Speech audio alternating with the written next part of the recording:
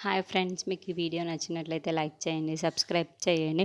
భాను మధ్య గౌతమ్ దగ్గరికి వస్తూ ఉంటుంది. ఏంటి ఆరాధ్యని చూసి మళ్ళీ అంటున్నావేంటి అండి, నీ భార్య అంటున్నావేంటి అని చెప్పేసి అడుగుతూ ఉంటుంది. ఆ మాటలు వినగానే అక్కడున్న గౌతమ్ అయితే, అవును, తన పేరు ఆరాధ్య కాదు, మళ్ళీ తను నా భార్య, మా ఇద్దరికీ కలిపి ఒక పాప కూడా ఉంది అని చెప్పేసి అంటూ ఉంటాడు. ఆ మాటలు వినగానే అక్కడున్న భానుమతి అయితే ఒక్కసారిగా షాక్ అయిపోతూ ఉంటుంది.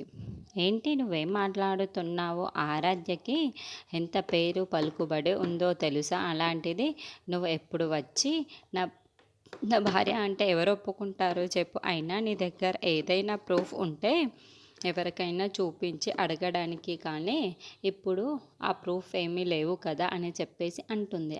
ఇంతలో అక్కడున్న భానుమతి అయితే, అవునా, నిజమా, నీ దగ్గర ఏదైనా ప్రూఫ్ ఉంటే ఒక్కసారి చూపించు, అవన్నీ బయటికి చూపించి అప్పుడు నీ భార్య అని మేము ఒప్పుకుంటాం అని చెప్పేసి అంటుంది.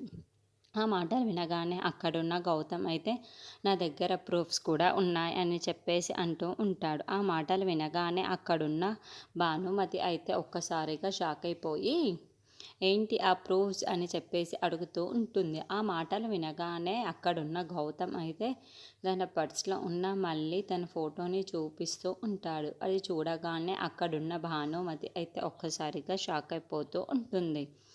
ఏంటి, నిజంగానే ఆరాధ్యకు పెళ్ళైపోయిందా? అది ఈ గౌతమ్‌తోనా? వీళ్ళిద్దరూ కలిపి ఒక పాప కూడా ఉందా అని చెప్పేసి ఒక్కసారిగా షాక్ అయిపోతూ ఉంటుంది.